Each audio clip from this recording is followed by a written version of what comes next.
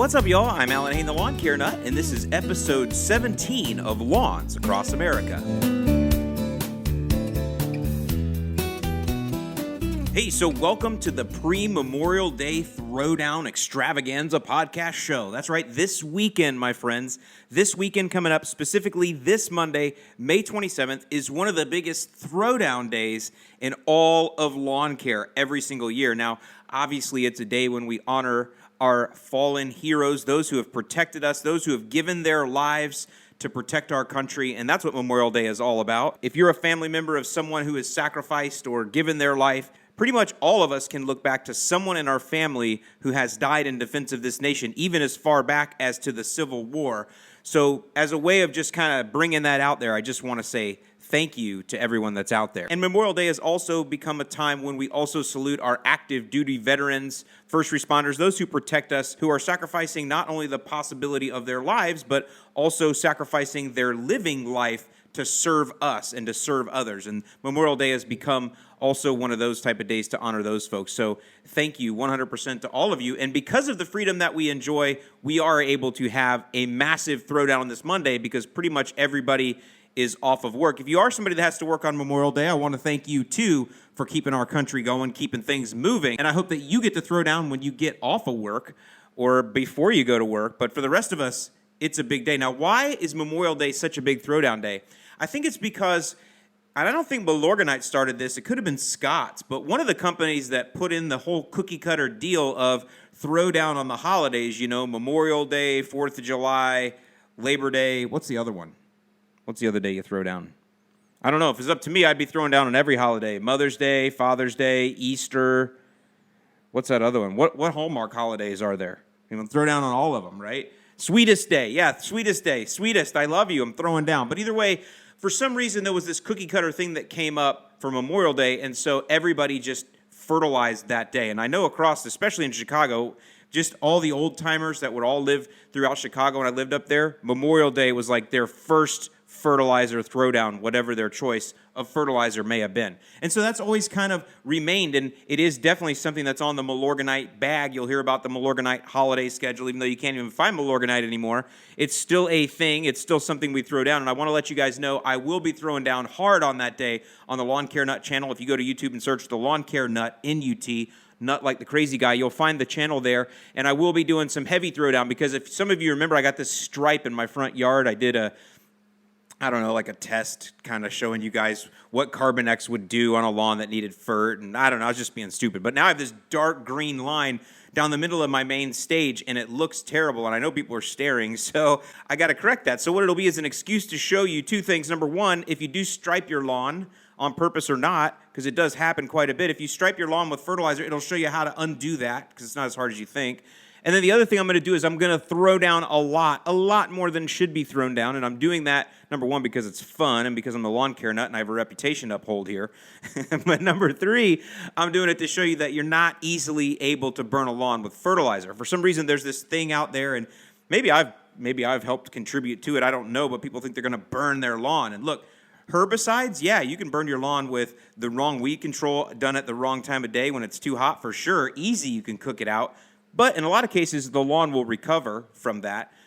Burning your lawn with fertilizer, though, especially a granular fertilizer, is a much more difficult proposition. It would take a lot to do that. And most fertilizers that we have nowadays are not just this, assumed quick release. They have some urea in there, some things that are going to break down a little bit slower, and they do that on purpose so it sustains the green. So all of that is there to say that I'm throwing down hard to show you all that it's not that easy to burn your lawn. So stay tuned for that. In addition to that, I'll also be doing some spraying and praying on Memorial Day. My back lawn I treated with the 1801 Liquid Green Punch. I'm going to go ahead and hit that with some 700 Microgreen because as many of you know, I'm coming into my Fertilizer Blackout period. As of May 31st, in most of Florida and definitely in Manatee County where I live, you cannot put down nitrogen or phosphorus fertilizers anymore all the way until October 1st. And so That's our fertilizer ban, our fertilizer blackout. And they do that because of the waterways and red tide and runoff. We are also coming into our rainy season, and we're going to get a bunch of free nitrogen from that anyway. So lots of stuff to talk about, and that segues right into the next piece that I wanted to talk to you guys about, or talk about today, because it's super interesting and super cool. And every time I bring this up, people ask a lot of questions about it, so I figured I'd go into a little bit more detail about it this week, and that is that when lightning strikes in the air, it brings down natural nitrogen to the lawn and turns it green literally in front of your eyes if you're able to distinguish it, or if you watch it, or if you look for it. And this is why grass on the side of the highways, you'll notice after a good thunderstorm or lightning storm, lightning is the key there, after a good lightning storm, you will see that grass on the side of the highway is green. And that's God's way, Mother Nature's way of feeding the plants nitrogen, because we need nitrogen as humans as well, and we have to get it through plants or animals that have eaten plants. And so that's just part of the whole nitrogen cycle. But I wanted to explain to you about the natural nitrogen, or as my friends in Florida, we call it free nitrogen, because we definitely need it down here with our very nitrogen-hogging St. Augustine grass. Even my zoysia over there, which will hog up and drink up some nitrogen. And then we even have some Bermuda in the state here. So Bahia grass, I'm not sure about you guys. I'm not sure if Bahia grass, Bahia, I don't even know if it cares about nitrogen. You'll have to ask my friend Brandon Davis about that. If you want to see the king of Bahia grass, you want to go search his channel. It's called Lawn Time Coming, or Lawn Time Comin'. Just search that on YouTube. That's my friend Brandon Davis, Floridian lawn care nut that just started a lawn care channel. He doesn't have any stickers up here in the sticker wall or anything yet, because he's just that new, but I wanted to shout him out because that's a fellow Florida lawn care nut right there. So lightning, what about that? So I don't know if you guys are aware, but up to somewhere between like 70 and 80% of the atmosphere is nitrogen. It's called atmospheric nitrogen. Think about that. Up to 80% of the atmosphere is nitrogen. I say that nitrogen drives the bus. I literally mean that. Nitrogen drives a lot of things in the world. So with that massive composition of nitrogen up there, though, we want that in our grass, right? That's free nitrogen. But in that gaseous form, it's two atoms forming a molecule, and the bond that those atoms have is nearly unbreakable. It's tight. It is bound. Those two atoms are stuck together like natural glue. I'm not even saying it the right way, but you get what I'm saying. And that's a molecule that's in the air. And it's unusable by plants in that form. So what happens is lightning goes through the air, and lightning being what it is, think about lightning, right? I mean, lightning is probably one of the most powerful natural things on earth. That lightning does have the power to separate those atoms. And when it does that, it changes the composition of that atmospheric nitrogen to NO2. And that's because what happens is immediately after those atoms separate, they are combined with oxygen in the air to make NO2. Now, that's still a gas, and that's still not in a form where the plants can use it. It's still up there in the atmosphere. But the thing that always or almost always accompanies a lightning storm is moisture and rain, and that moisture is in the clouds, and that NO2 dissolves in the water that's in the clouds, and it rains down, and now it's in the form of nitrates, and now it's immediately usable by the plant. So it gets into the soil, the roots take it in, boom, you get a flush of green. That's free nitrogen from lightning storms. And so I challenge you, next time you get a lightning storm, look at your lawn. The next morning probably is when most of you will notice it, but look at your lawn even a few hours afterwards, and you will notice it. It'll be noticeably greener. Test me on it. Don't fertilize an area of your lawn this year, especially if you're in Florida, where we have the lightning capital of the world down here. Test me on that. Don't fertilize an area of your lawn, and then go out and look at it after a lightning storm, and I guarantee you it will be greener, especially St. Augustine grass. It'll also be softer to walk on, and it will just feel better. So that's super cool. And that's what lightning does. It brings you that free nitrogen, that free green up, and I love that. So think about this, though. It takes lightning in order to do that. You know what else can do that, though? Microorganisms in the soil. They're also called nitrogen fixers. And by the way, that process that I just described there is called nitrogen fixation. And there are microbes in the soil, microorganisms that are also nitrogen fixers. They have the power. Just think about it. It takes lightning to do this in the air. And these microorganisms have that same ability to do it in the soil. And we add in humic acid because humic acid helps those nutrients to chelate through. It helps to support the nitrogen fixation being done by these microorganisms.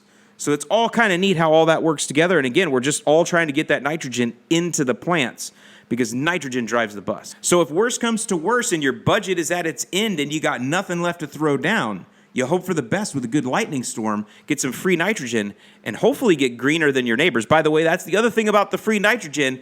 It's free and available to your neighbor in the same amounts that it's free and available to you. So one of those things to think about with that free nitrogen. And in this case, you don't want to think about it with dominating the neighbor, but what you definitely want to think about is going over and sharing that information with your neighbors so you can be the cool kid in the block and go, hey, buddy, I know why your lawn's greener even though you don't do anything to it, even though you neglect it, even though you don't care about it. But look at it, it's greener. You want to know why? Because you got some free nitrogen from the air, and you can explain this to them, and now all of a sudden you're the cool kid. You're the one that has all the info. You are definitely the bona fide lawn care nut in your neighborhood. And as always, I'm sure you're hoping for the best. Okay, now I want to tell you like a little story, something that kind of came up this week, and I thought that a lot of you will find this interesting, and it's a little bit of a call to action. I'm going to ask some of you to do something for me because there's a lot more to this podcast than just lawn care tips. And I think many of you are starting to get that. Sometimes I share philosophies in life, and I kind of relate things that way, and how relationship with your lawn can help relationships in other ways. And I think a lot of you get that. But there's also this underlying piece that lawn care is, and what lawn care is it's a therapy for a lot of people. It's an outlet. It's more than just a hobby. For me, it's obviously a passion. It's what I do for a living now. I'm a kind of guy that makes a living on his passion. I'm very fortunate that way. But there's a lot of ways that lawn care helps other people. Some of you just need thinking time. Some of you, instead of doing meditation, you mow your lawn. You put your ear protection on, which literally shuts out the rest of the world, almost being like a float tank. But instead of being completely silent, because I can't be alone with myself in silence, it's just not possible.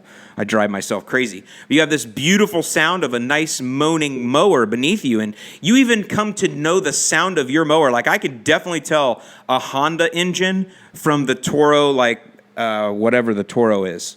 Chinese made, wherever it's from. That's not like a knock on it, it's just what it is. But I can tell a Toro mower. I'm looking down at my Toro mowers here if you're watching on the YouTube. I can tell the sound of a Time Master, for example. Maybe it's the way it's tuned, but either way you get into that and you kind of get this rhythm. And some of you, that's just your meditation. That's just what you use. I'm definitely that way. But I've even had other stories. I've had one gentleman, another Florida lawn care nut, tell me that he quit smoking. He put his time into the lawn and he quit smoking that way. He lost his desire to smoke because he took that desire and he put it into turning his lawn green and manicuring his landscape and his lawn and that kind of thing. I thought that was interesting. I've also had several veterans over the years write in and say that they use lawn care as a way to relax and to kind of just get their mind off of whatever they've been dealing with from their military experience. And I've always found that interesting, but I never found a way to share it because I thought if I shared it, it might seem a little bit, I don't know, maybe I didn't want to take advantage of someone sharing that with me. I just wanted to let that be between us, and I thought that was always cool. But I got this email this week from a lady named Faye, and this was a little bit different of a request, and I actually fulfilled it, and it gave me an idea, and it reminded me of something from my childhood. Now, I don't know how many of you listening here grew up in the 80s, but if you grew up in the 80s, you definitely remember Casey Kasem on the radio, an American Top 40, which later became Casey's Top 40. But all through the 80s, it was either American Top 40 or what I call it now is Casey's American Top 40. If you don't know that, if you're somebody that's younger or you don't know who that is, I think Ryan Seacrest still runs American Top 40 even today. I'm sure it's completely different than it was back then. But one of the highlights for me, and American Top 40 always ran on Saturday mornings for me, and I tell you what, it was one of those things where we would listen to it, we, meaning my friends at school, we would listen on Saturdays. Now, we didn't have texting. We didn't have cell phones, any of that. We had Motel 6 dial phones. So you really didn't talk to most of your friends from school over the weekend. You just didn't. You didn't see them again until Monday. So the first thing we would talk about Monday morning was our bets on Friday on whose song was going to be number one, or we would bet on the top 5. What are the top 5 songs from the American Top 40? We'd bet on a Friday, and then on Saturday we'd hear it, and we would see each other on Monday, and we'd cash in on our bets of who was number one, you know? Is it going to be Thriller this week? I can even remember a Weird Al Yankovic song called Eat It, which was a parody or a reaction song, is how you'd say it today, to Michael Jackson's hit Beat It. I remember Eat It by Weird Al Yankovic was number one for a while. So you would have these bets. It was something that everyone centered around, and that was really cool, and I loved American Top 40, and I loved Casey Kasem. That voice was soothing to me. That voice was part of my childhood, actually, the American Top 40 voice.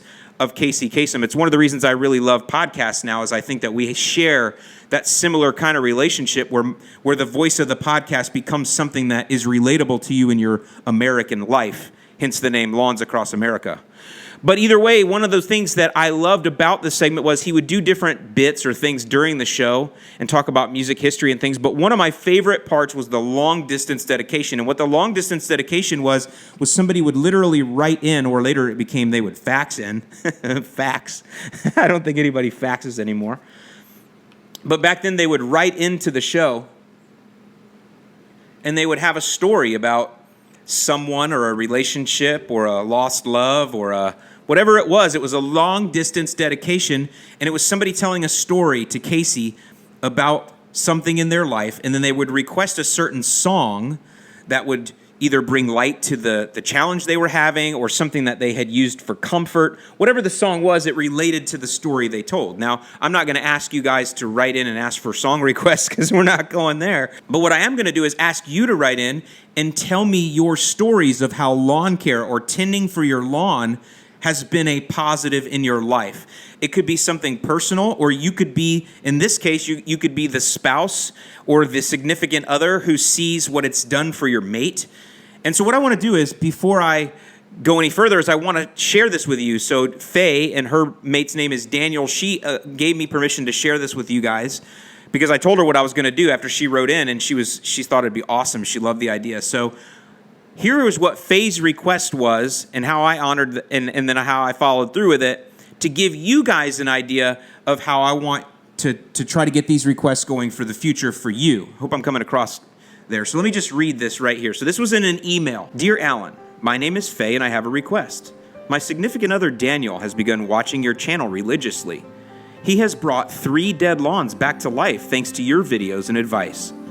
Daniel's birthday is coming up very soon, and I was wondering if you would absolutely blow his mind and give him a message from me and you on your next YouTube video and tell him what an awesome job he's done on these lawns. It would be the most meaningful to us both. He doesn't know I'm asking, so if it's yes, please read this message to him from me. And so I'm going to play now. So this was a message that Faye sent. She asked me to read this message from her to Daniel. And so here it is. Dear Daniel, you've brought 3 scalped dead lawns back to life, just as you brought some of my dreams back to life. I know the lush green lawn is your love note to me. This is but a small thank you and a love note in return. Happy birthday, my special prince. With love, Faye. So just think about that. Now, I have some more context for you because I emailed back with Faye a couple times after this, but just think about that. Faye realizes that Daniel has found some purpose in the lawn, that he's rehabbing 3 lawns now, not just his own, but 3. He's found some purpose. He's found some sort of something that he is using this rehabbing of these lawns, or these caring or tending for these lawns. He's using that to enrich his life, and she knows it. She can see it, and she can see how he uses that to express to her. And I mean, that's a beautiful thing right there. That's cool, right? So I emailed back and I asked her a couple more questions, and this is what she said. Daniel's in his 40s, and it's been a long time since he's felt successful or important until he started tending lawns. She says, I'm 35. I'm facing lots of medical problems. I'm overcoming childhood trauma, just like Daniel is. And this is all a huge encouragement and light to us. So just see that. These are some folks that are together, and they've both had some challenges in their life. It seems like some really tough ones. And then they also have some current challenges, and they're just going through it. But here's Daniel, man. He's working on these lawns as a way to kind of level set himself in a way. And that's about as much as I know, but you can get it, right? I know you can. So here's the challenge to you guys, or no, it's not a challenge. It's my ask, because this is going to help so many other people. I know it is. It's going to be something super cool that a lot of you are going to get something out of. What I want you to do is write in. Now I'm going to ask you to write in. No fax, no phone, no email, because I think writing is an important piece of this. I think writing it out is an important piece of whatever you're getting from it. And write into me and tell me your story. And if I can, I'll start reading those on the podcast. So you're going to mail them to my P.O. Box, which is 8955 U.S. Highway 301 North, number 206, 8955 U.S. Highway 301 North, number 206.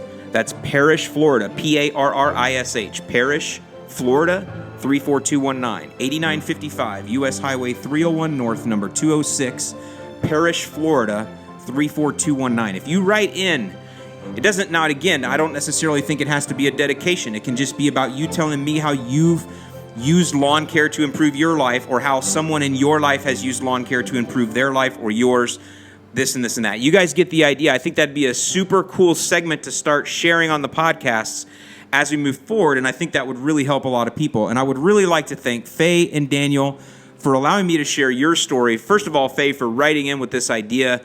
And I really hope, Daniel, that it was an encouragement to you. And I hope that it will be an encouragement to the two of you as you go forward, that you know that your idea, that what you sparked, Faye, is going to help a lot of other people. And it's going to be able to share these same types of stories with a lot of other people. And I think that's like a pay it forward kind of thing. I think that's like a karma kind of thing. That's like being a blessing to other people kind of thing. However you want to say it. Faye and Daniel, I hope that you'll see that, and I hope that that will become this, and that a lot of you will get a lot out of it. And so with that, as always, we're going to hope for the best. Okay, now for our questions for the week, we are going to start out. I think I must go to the Hoosier State a lot, or I just think a lot of folks that listen are from the Hoosier State because I've lived in Indiana for so long.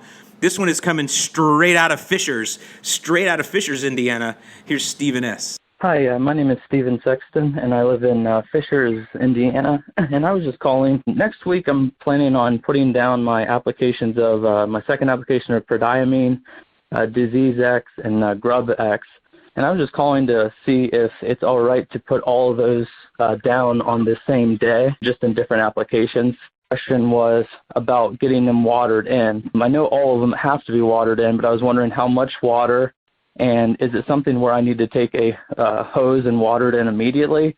Or is it something that it's all right if it rains in the next day or two, if that'll be fine for watering in? But thanks for all you do. Bye. All right, Stephen, great questions, man, because I think, you know what, I think this is really important. Again, coming up to the Memorial Day weekend, I think a lot of you're getting out maybe all the rain. We're going to talk about all the rain across this country this year. Holy cow, right? A lot of you have been postponed with doing a lot of this stuff. Doesn't seem like you are, but a lot of people might have been. And so you might be having to catch up and put a lot of stuff down on Memorial Day, not just fertilizer, man. You're having to do, in your case, you're getting your Grub X down, your Grub Preventative, which we've talked about quite a bit. Great timing for that in Fishers, Indiana, as well as you're going to put down your last application of Prodiamine Pre-Emergent. Again, good timing for that because you're coming up soil temperature 70 degrees.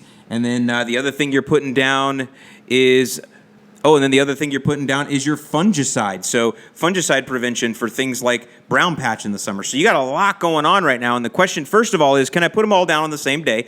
And the answer is yes, you can. I mean, it's not that great of an idea to just pound all of that stuff in all in the same day because everything you put on the lawn, just so you know, mark this down, has an effect on the grass. It may not always be a negative effect, or it may not even always be a visual effect, but it does have an effect. So putting all of that down at the same time is not the best idea. But is it going to hurt? No, your grass is going to be fine.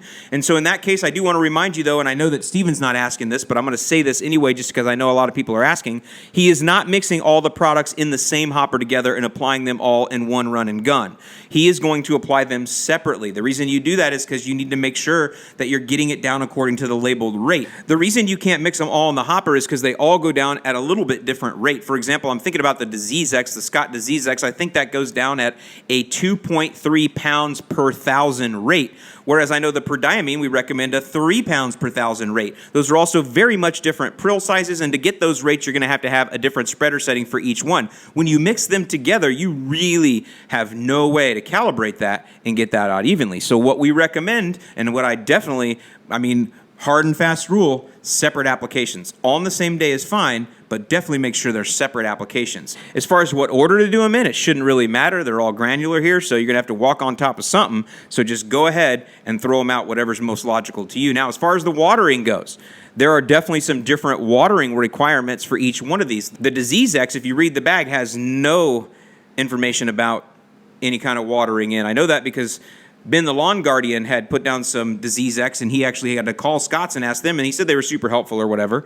But they did say to get it watered in, and I think if I'm remembering correct, they said 1/4 inch of water. So we're going to go with that, and that's going to be fine. In most cases, you want these things in the soil so the plant can take them in. Definitely in the case of the Disease X and the Grub X, the plant needs to actually absorb that. In the case of the Prodiamine, no, we just need that to sit in the soil. So every one of them is going to have a little bit watering requirement, and I'm telling you the Disease X has the least amount of watering requirement at 1/4 inch. The next one in the line then that has a watering requirement is the prodiamine, which is your pre-emergent for crabgrass. This is your second application. And the watering requirement on that one, according to the labels, is 1/2 inch of water. And then the third one you're applying is the Scott's Grub X, which also has a watering requirement. And that has the greatest watering requirement of 1 inch of water. Now, the thing to realize is you don't have to get that 1 inch all in the same day. It can come over a couple days. And in fact, I probably recommend that with the Grub X because 1 inch of water all at one time is quite a bit, and we don't want to cause any pooling or runoff. So probably that one being the most extreme, I would say 1/2 inch over 2 days would be best for the Grub X. I'm kind of taking that like, what do you call it? Worst case scenario, best case scenario? You guys get what I'm saying? So if I'm worried about the Grub X and getting that 1 inch down, I will by default then get my Disease X and my prodiamine down. So I recommend if you do have rain coming that you definitely get it started though, Stephen. I wouldn't just let all that sit out there again. That's a lot of stuff, that can get washed away if you happen to get a heavy rainstorm. So, the more stuff you have down, the more chances losing some of it. So I would start the watering immediately. I'd get all 3 apps down and I would get that 1/2 inch down on the lawn, get that down, get that started. And then if you want to let rain hit the next 1/2 inch to get your Grub X in, I think that's probably a good play, but that's how I would run it. You start it, let Mother Nature finish it. Sounds like you got a big Monday cut out for you. I hope you got a little barbecue going on the side over by there while you're moving your sprinklers. If you guys remember, I had an old video from years back where I would talk about moving my manual impact sprinklers, and I would drink a beer, move a sprinkler, drink a beer, move a sprinkler, drink a beer, drink a beer, drink a beer, move a sprinkler. It's like a little rap game you play, and I hope you enjoyed doing that while you're watering all that stuff in. You got a little barbecue smoke in the air over by there in Fishers, Indiana. And as always, my friend, hope for the best. All right, next one comes from a U.S. Army veteran getting his first house, and he's asking, hey, where do we start? It's going to be a good one. Let's go now to Dan. Hey, how you doing, Alan? My name is Roldan Ramos. I'm a U.S. Army veteran. I live in New Jersey, and I am currently in the process of buying a new house. I'm 2 weeks out from closing and moving in. Now, my question was, I've been listening to the podcast and watching your YouTube videos, and I absolutely love the information that you give out. It's my first time owning a home and first time ever taking care of a lawn, period. Now, my question was for summer lawn care, being the fact that I'm moving in at the end of May, beginning of, what's the best first step as a new homeowner, new lawn care owner? What's the best way to start? Appreciate all your help and all your information you give. Thank you again. Mr. Dan Ramos, thank you for your service, my brother. Congratulations on your first home. This is awesome, right? You're fired up. This is a great time of year to move in. May, you still have plenty of time to make some good progress in that lawn, and I know that you're already mapping it out and you want to jump on it. So I'm going to talk to you right now, and I'm going to talk to a lot of other folks that are the same way. And by the way, this doesn't just apply to those of you who are just moving in. This applies to you procrastinators out there, those of you who have been watching a lot of videos, listening to a lot of podcasts, reading a lot of emails, but you haven't taken action yet for whatever reason. This applies to you too, or those of you who may have just found us. This is where you start. This is what I would recommend you do. So the first thing I want you to do is go out and measure your lawn. You want to measure length times width, and you want to make a property map of each area of the lawn. In my case, I have like 5 different sections that I've logically mapped out. Now, the thing about your property is it's going to be logically mapped out because you're going to have a house on one side, you're going to have streets or sidewalks on another, you're going to have a driveway that breaks it. So you're going to have a backyard, a front yard, you're going to have 2 side yards. So whatever is logical for you to make yourself a plan or a map of your lawn, measure each section out and make that property map. I'll link in the description below if you're on YouTube to that video where I did, or you can just go to YouTube and search how to measure your lawn. My video will show up there.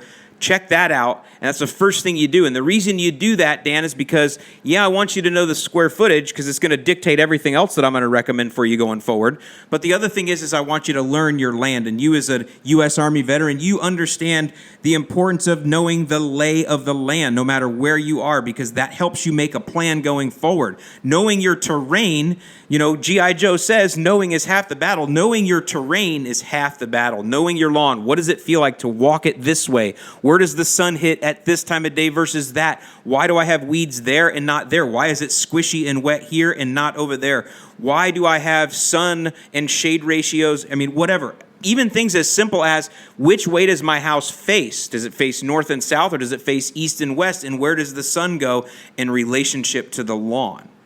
So that's the first thing you do, is measure that lawn, learn your land. Take a ton of pictures too, my friend. Take a ton of before pictures. I'm fortunate I have a YouTube channel, so I have videos and videos and videos of the before of every lawn I've owned. Well, at least here in Florida, I don't have any before videos of my lawn. In Indiana, because I owned that one long before there was even a YouTube. But the long and short of it is, you're going to want to keep that record. And it'll also help you, again, to see how your lawn progresses over time with a starting baseline of terrain and measurement. So first thing is measure that lawn. The second thing is invest in a good lawnmower. Now, I've talked a lot about lawnmowers before. I've talked about I'm a Toro man and a Honda man. Those are the two things that I like. I've also used the Ego, which is a battery-powered mower, and thought that it did fine for what it is, if battery power is something for you. And I plan to review some more mowers coming up. Everybody wants me to review this brand-new Toro mower that runs on a battery, and next time I see one, I'll pick one up for sure, and I'll review that because, again, I'm a Toro man. But what I wanted to talk to you about now is the size of the lawn, because size definitely matters when it comes to your lawn.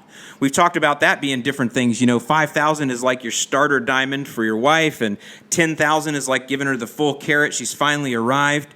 Anything over that acreage is just nasty. And so you got to look at it that way, but you can also break the lawn down in the way of the size of the mow. In other words, I want you to make sure that you get the mowing right first and foremost, and the way to get the mowing right first and foremost is to have a mower that will provide a comfortable, enjoyable mow for you. And that really means, how long are you willing to mow? We don't talk about that a lot. I personally love to mow, but I want to get the lawn finished in under an hour, like 45 to 50 minutes feels about right to me for mow time. Now, I'm going to tell you a little bit more about that in a minute, because I like to mow much more than that, and that's why I'll double or triple mow sometimes, so don't get me wrong there. But then that's my choice to extend it. But there are times when I got to get out in a workmanlike manner and get it done, especially like on a Wednesday night, weeknight lawn work, hashtag that weeknight lawn work. I got to get her done, and so I want to be able to get it done in under, let's be honest, 45 minutes. Now, on Saturdays, I'll mow 2 or 3 times. Some sections I'll mow 3 times, some sections 1 time. But again, those are my choices to extend the mow. But I feel like 45 to 50 minutes is about right when it just comes to my personal clock inside that says, yeah, you're not tired of it at 50 minutes. But you get to minute 51, and all of a sudden you're like, all right, got to move on to something else. My attention span is moving on to the weed whack, to the edge, to the blow. That's kind of how it goes in my mind. And some of you might feel the same. Some of you might feel a little bit different. But I think all of you have that internal level set that you say there's a certain amount of time that you're just done. So with that, then, I want to say that 8,000 square foot lawn, Dan, I want you to get a mower that is 21 or 22 inches if it's up to 8,000 square feet. I think anything bigger than 8,000 square feet, and then I would move to a 30-inch mower. And, of course, there I'm going to look at the Toro Time Master. And I think that that would be good for anything up to about 18,000 square feet. Anything bigger than that, you're going to have to look for a tractor or a rider or something with a larger deck. But that seems to me to be about right. So that'd be the next thing I would say is, after you measure your lawn, is get the mower that's going to allow you to get the mow done in about 45 to 50 minutes. And use those little bit of kind of level sets there, those stopping points, that 8,000, 18,000 to be the 21, 22, 30-inch or larger mark. And definitely get a mower that you enjoy. If you like personal pace on Toro, that's very much of a leisure mow, but I've been recently enjoying the more active mow that I get with Honda's version. It's like a paddle shifter. Feels like I'm playing a video game, I like that idea too. That one, I like to drive the Honda, like driving an open wheel race car, being up on it, being up in it. I like that feel too. So get that kind of thing, Dan. Are you an active mower or are you a leisure mower? I hope that'll help you out, but definitely get a mower. Make that your first, best, most researched, purchase, because that's the thing that's going to make your lawn look better than anyone else. Because I'm going to tell you guys right now, if you don't do anything else over Memorial Day weekend, get out and give your lawn a good cutting. Double cut it. Give it a good edging. Give it a good weed whack. Make it look good. Even if it's a salad bar full of weeds, I'm telling you, it looks better when you give it a good cut, especially a good double cut.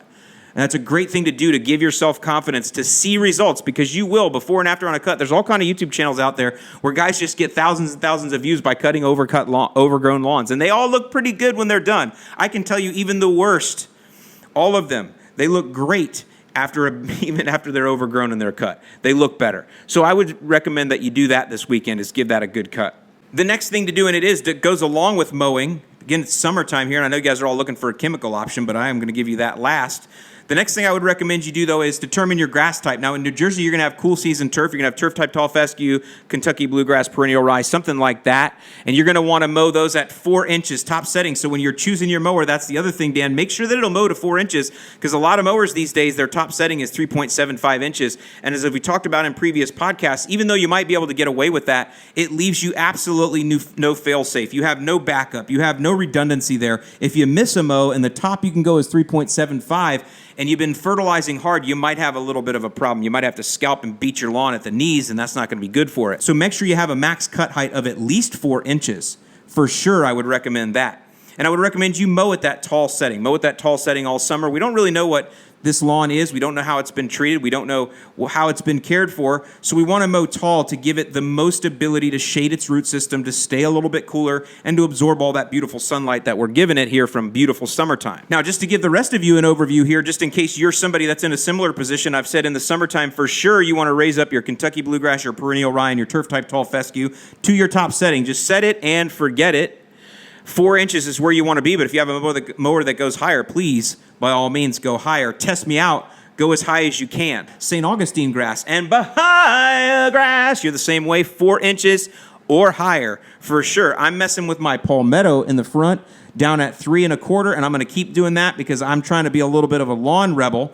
And I'm also going to do my Scott's Pro Vista St. Augustine grass in the back at that same 3 1/4, 3 1/2. But again, that's me testing out and messing around. But if you are inexperienced with St. Augustine grass, if you're new, or if you have Floritam St. Augustine grass, which is 99% of you in Florida, you want to mow at 4 inches or higher. Centipede, you want to mow right around that 3-inch mark, but you're welcome to go a little bit taller if you want, as long as you don't get too floppy. Zoysia, 1.5 to 2. Now, I raised my Empire Zoysia grass over here on the side up to what I'm calling the summer height, which is 2. I was mowing sub 1.5, getting a little bit of scalping, but I was doing that every single week. I was sticking with our mowing cycle of every single weekend and then every single Wednesday. Sometimes it was a Thursday, but I was hitting it hard, mowing it low.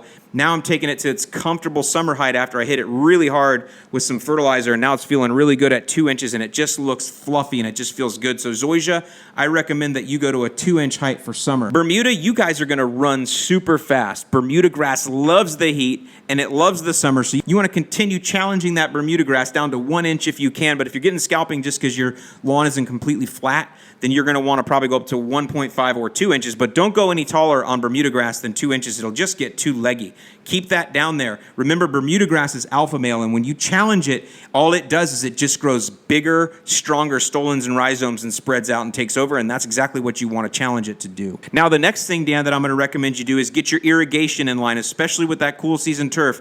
You guys in the Northeast have had crazy amounts of rain. I have a good friend that lives right outside of Plymouth, Massachusetts, which is, again, it's up there in the Northeast as far as we're all concerned, and he shared with me some of the massive amounts of rain that they've had, and I know New Jersey, you probably even got it worse. In New York, you've also got a lot of really bad rainstorms and long days of rain and just rain, rain, rain. And so because of that, your lawn is going to be having a hangover. I'm telling you right now, Dan, if you're hitting these 90-degree temperatures, which will be very soon, it's going to have a massive hangover. So you'll want to get your irrigation in line. And I'm going to tell everybody right now, doesn't matter who you are or where you live. This is one of those kind of universal truths that we find in the summer with lawns, is that all grass types are going to like between 1 and 1.5 inches of irrigation weekly during the hottest months of the summer. Definitely, late June through July and August, maybe into early September, depending where you live. And if you're in the south down here, even further, even though down in Florida, we're in the rainy season, so a whole different ball of wax. But for sure, no matter who you are, no matter where you live, in summer, 1 inch of water minimum, all grass types. But when it gets really hot, or if the turf is lagging, all grass types, add an extra ½ inch in there, 1.5 inches per week of watering. And you want that watering to be deep and infrequent. Think of that watering like a certain kind of relationship you have. You know those people that you keep on the outer fringes so that you only have to speak with them infrequently, but when you do, you get into really deep conversations? Think of your lawn that way, deep and infrequent. You don't want to have a deep conversation with it every day. You want it to realize that it misses you. I'm going real deep here. Literally, you want to make sure that grass misses the water. You want to make sure the grass flexes. It needs to be on its own. It can't have you there comforting it along all the time with water. So let it dry out in between. Sometimes it may take 48 hours in the heat of the summer for it to dry out, or only 24 hours, but make sure that the waterings are 1/2 inch each time and definitely separated by 1 or 2 days, deep and infrequent. Just when you see the lawn starting to check out and need you, that's when you go in and have that nice, deep 1/2 inch conversation of water with it. Take the tuna can challenge if you haven't. Put your tuna can out, change around your sprinkler zones, find your best spots in the sprink where you put your sprinkler. If you're manually moving it, put the tuna can out there, and when you got a 1/2 inch of water in it, you know you can cut off the conversation and move on to the next area. That's how you do it. Take that tuna can challenge. 1/2 inch of water every couple of days is about right during the heat of the summer, no matter what your grass type is. So, Dan, if you get that watering in line, now you're set. You got your mowing. You're mowing at the right height. You got your mowing frequency, which is to obey the 1/3 rule and never cut off more than 1/3 of the grass blade's length in a single mowing.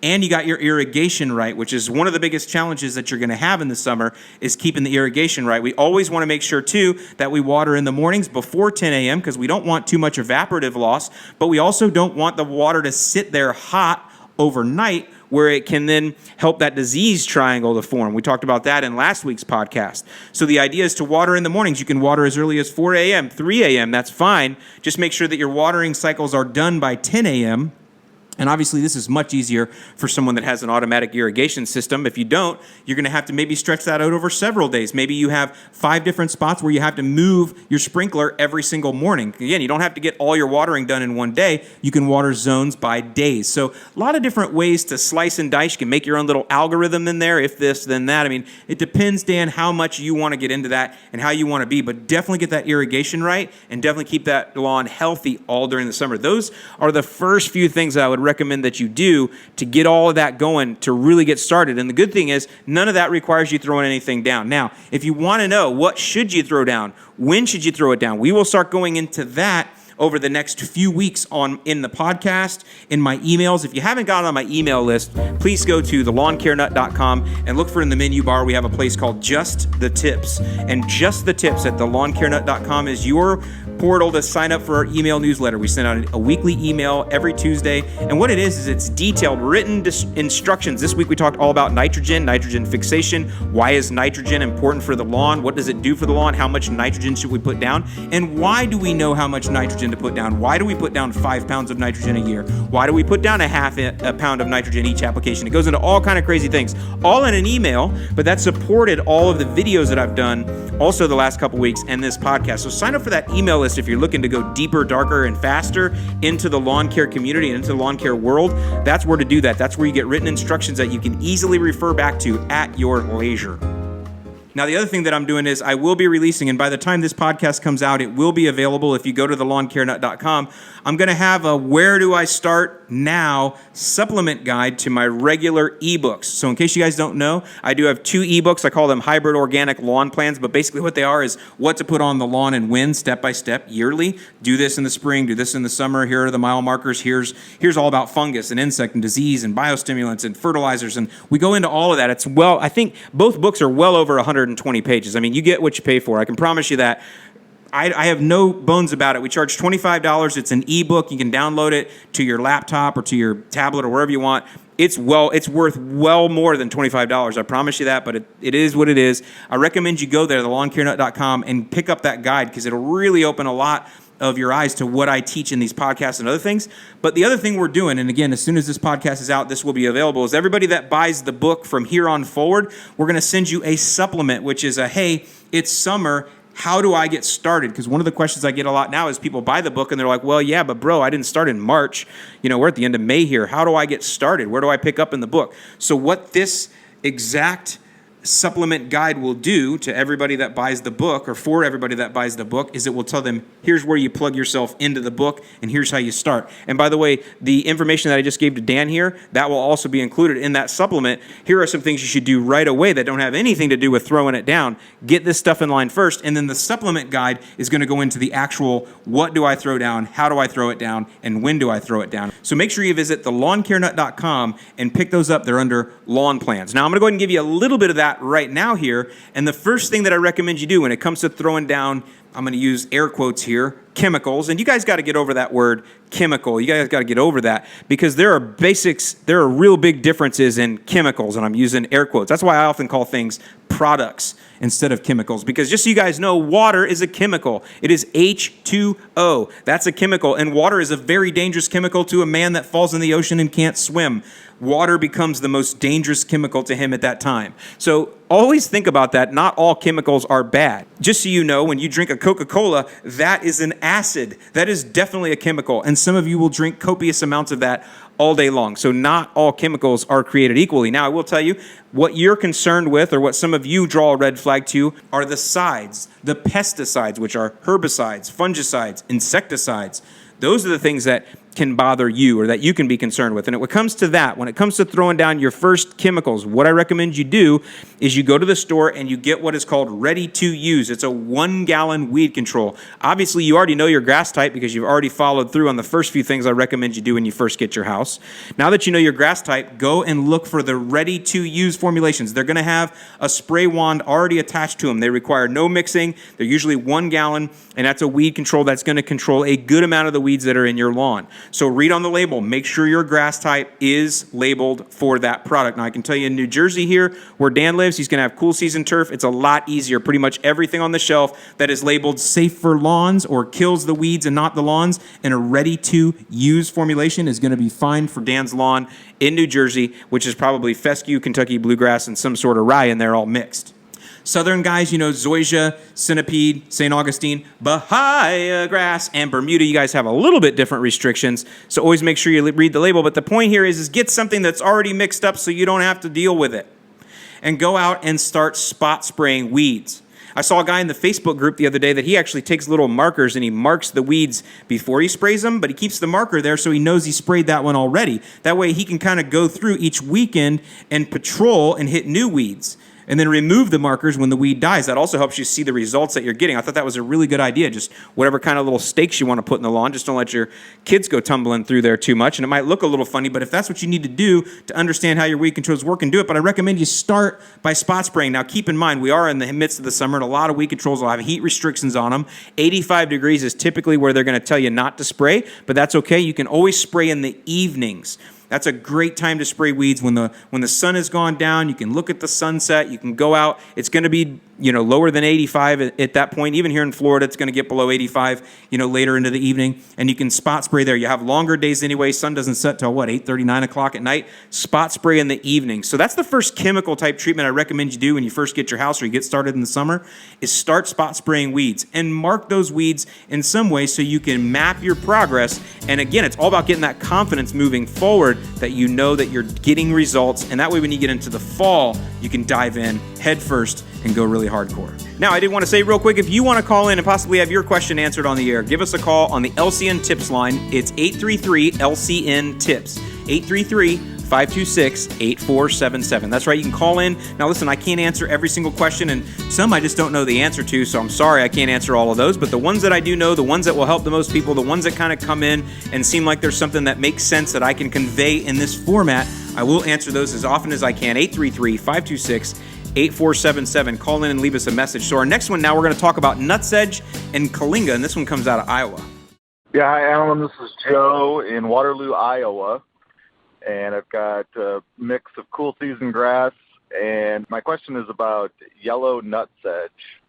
Every year I buy Sedgehammer. It's about $15 for the one packet, and I know that tenacity is labeled to kill nutsedge, and it's more expensive up front, but it lasts for a really long time because of the low use rate. And my question, I guess, would it be better just to invest in tenacity and use that to kill nutsedge, or keep buying Sedgehammer every year? Loving the podcast. Thanks for taking my question.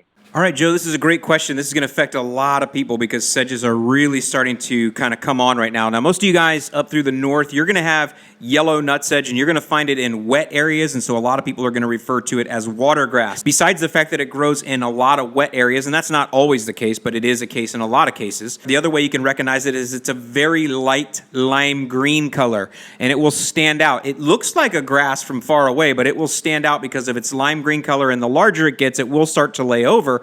And then if you really let it go, which I hope you guys aren't doing that in your lawns, it'll grow this giant seed pod or seed head in the middle that looks like bursting fireworks. So look up yellow nutsedge if you want. That's what most of you have. Purple nutsedge, I'm not sure where else that goes. I did have some of that when I had my St. Pete house. Purple nutsedge was like giant clumps, and it was much darker green color. And that was one that I had in Florida. So I'm not sure how many of you will face purple nutsedge. The other thing that we face a lot here in Florida, especially in South Florida, I have it all over my lawn, is green Kalinga. Now, the way that you'll know all of the sedges, especially the yellow nutsedge and the green Kalinga is a little bit different, but it's still a sedge, is the blades that come up are square or triangular, and you can feel it. When you squeeze them, you can feel they're stiff and triangular in a way. So that's another way that you can identify that. Now, because it's a sedge, it's not a broadleaf weed, it does require a different way of treatment, and you have to go after it with different products. And the question here is about sedge hammer and tenacity. So before I talk specifically to cool season lawns and then warm season lawns about sedges, let me just talk about some general things that all of you can do if you have sedge problems. And the first one is to dry the area up. Whatever area you have, if you have a way to dry it up, if it's an area that's holding water, by drying it up, you will help yourself going forward with stopping the sedges. Now in Florida, that's not the case because you can't do that because we get so much rain every day. It doesn't matter. The green Kalinga will grow through because it's getting enough water because it's getting watered every single day. And this is one of those cases where the rainy season is great for our St. Augustine grass, but it's also just as great for the green Kalinga. But either way, if possible, dry the area up, no matter who you are, no matter where you're from. Now, the second thing that I'll recommend for all of you is the post-emergence control. Now, remember, we have post-emergent and pre-emergent. Pre-emergent means you get to the problem before it comes up. You stop it. That's what we use prodiamine for. However, prodiamine only works on, crabgrass and a couple other things. It does not work on sedges. So in cool season turf, as far as I know, at least accessibly affordable to DIYers, there is no pre-emergence control for yellow nutsedge or purple nutsedge in cool season turf. So that means then the only way that you can control it in cool season turf is through a post-emergence control. And I recommend the same post-emergent, and post-emergent means attacking the problem after it's already come up. I recommend the same post-emergent for all grass types. And the name of that post-emergent is Sedgehammer, and that's what Joe mentioned here. You can also get it in a brand called Pro Sedge. It's the same thing. It's active ingredient, halosafuron. That is what I recommend. The reason I recommend that for all grass types is because it's very easy on turf. Make sure you read the label on the product that you have, but it is easy on turf, meaning it isn't going to stunt your turf. There isn't a lot of chance for it to injure your turf. Again, follow the label. I didn't read it. It might have a heat restriction on it. I did not read that far through it, but I will just tell you, in general, it's easy on turf. However, the fact that it is easy on turf also, one of the drawbacks to that is it works slowly. It can take about 20, 21 days for it to really work on your sedges. I have used it here in my St. Augustine successfully. I've also used it up north successfully, again, when I worked for TruGreen. So it does work. It just works slowly. Now, when you work for a company like TruGreen, a slow-acting product like that is not always the best thing because customers aren't patient for 21 days. But you as a DIYer applying this yourself, knowing that, hey, this product is going to be good for my grass, meaning there's not a lot of danger with it. It's not a hardcore deal, right? Then I would use this and just wait it out for the 21 days. Now what Joe's talking about here is you can get it in single-use packs that already has a surfactant included, and it's like $8-9 online. And that one single-use pack will treat 1 gallon it goes in 1 gallon of water and will treat 1,000 square feet. So that's really easy if you just have a small outbreak that you need to go and blanket spray a small area or just spot spray, which most of you probably up north are only going to do this in spot and zone spraying and cool season grass. I don't necessarily know if you're going to have too much problem with yellow nutsedge taking over an entire lawn in most cases. It's probably only going to be, again, in low-lying areas or where there's wet areas or wherever water is retained, that kind of thing.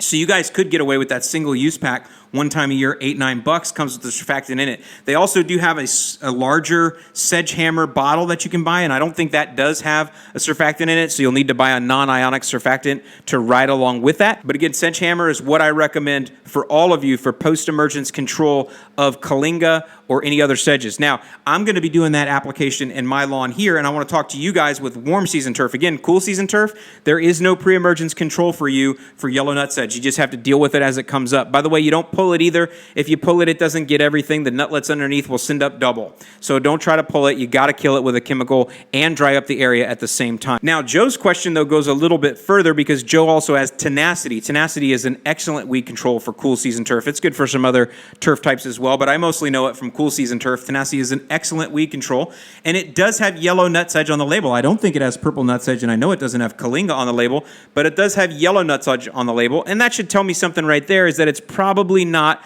the best control for sedges. Otherwise, it would wipe them all out. That's just me using, a little bit of my own thought process there. But then I did do a little research, and what you'll find is that typically if you're going to use tenacity, it's going to take 2 applications to eliminate nutsedge, possibly even more. So what I would say is tenacity is not your best lead dog if you're going after yellow nutsedge. And that's why you do have Sedgehammer or ProSedge or Halosafuron, because it's a one-trick pony. It's a one-shot kill. That's what it's designed to do. It's a spike, typically. And what you can do is you can spike your Sedgehammer in with your tenacity, and I think that actually makes a good control. So I wouldn't buy the tenacity specifically for the yellow nutsedge, but I would buy tenacity if maybe you have some post-emergence crabgrass that you're worried about coming up. Obviously kills dandelions and clover and other broadleaf weeds. So if you're going to use tenacity as your primary weed control for everything else, and you also happen to have a sedge problem, then I think tenacity is a good use there. But if you have a really bad yellow nutsedge problem, you'll probably have to spike your tenacity with some Halosafuron or with some Sedgehammer, or just use the Halosafuron or Sedgehammer separate. But I do not recommend in cool season grass tenacity be a lead herbicide specifically aimed at yellow nutsedge. Now, let's go to our warm season friends and let's talk about sedges. Mainly in Florida, we're going to be talking about green Kalinga, but again, any sedges that you deal with in warm season turf, let's talk to you next. Okay, now for warm season turf, we have a little bit different of a strategy because we do have a pre-emergent that I'm going to say is available, and there's a reason to use it, especially if you're down here in Florida. It's affordable and available. So the first thing we're going to do, especially with green Kalinga, so again, I'm talking to most of my friends here in Florida, or anybody else that's facing Kalinga problems, we are now coming into the rainy season. So right now, in another couple weeks, we will be in the official opening of the rainy season. And I've already seen the rainy season pattern starting here. I've already seen some thunderstorms come through, which is why my lawn greens up, and also why my neighbor's lawn greens up and ruins my domination line, because the lightning brings in that free nitrogen we talked about.